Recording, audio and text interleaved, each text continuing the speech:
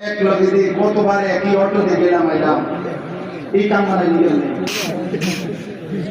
আমল নামা ডান হাতে নামার মতন এক আমল করলি কোন সময়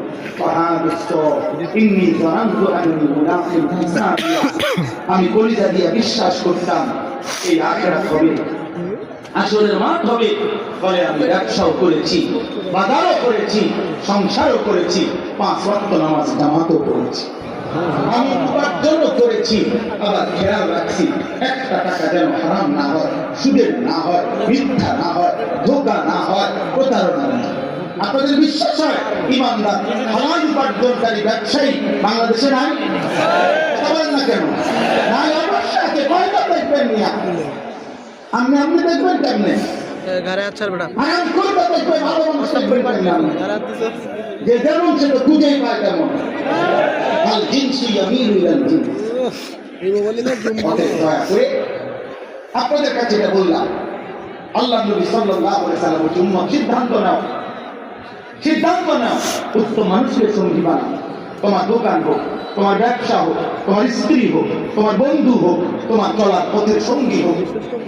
যুবক ভাই, তোমাদেরকে বলছি, আব্বা জীবনের সবচেয়ে বড় ব্যর্থতা মনে রাখো না অসৎ সঙ্গী, মন্দ লোকের সংস্পর্শ। সমবয়সী সহপাঠী যদি চরিত্রহীন হয়, লম্পট হয়, নারীরূপী হয়, জিনা ব্যভিচারের দৃশ্যে অভ্যস্ত হয়, মদ করে, নেশা করে, গাঁজা করে হয়, কোনো মেয়ের সাথে হারাম প্রেম করে, হারাম সম্পর্ক করে, দোস্ত আমার হাত জোর করে বলি, আব্বা আমার নওজোয়ান সন্তান, আমার কিশোর ভাই, আমার যুবক ভাই, দোস্ত তোকে বলি ভাই, আমার ওই ছেলেটা করে নষ্ট করে দিল। 8 ঘন্টা যার সাথে চললি, একবারও যার জবানে মালিকের নাম উচ্চারণ হইল না। 3টা থেকে রাত 11টা পর্যন্ত বন্ধু নামে যার সাথে চললি, ফিরলি বাবা। এই 8 ঘন্টা, এই 8 ঘন্টার মধ্যে আসর, মাগরিব, এশা 3 ওয়াক্ত নামাজের আযান হইছে।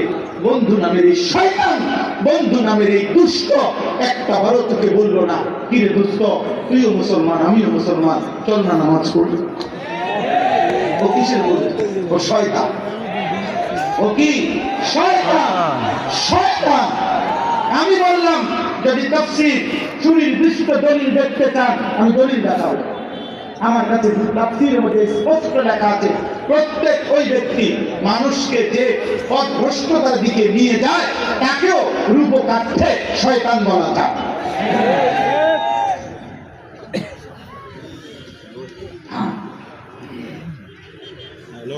বন্ধু নামের শয়তান, বন্ধু নামের শয়তান।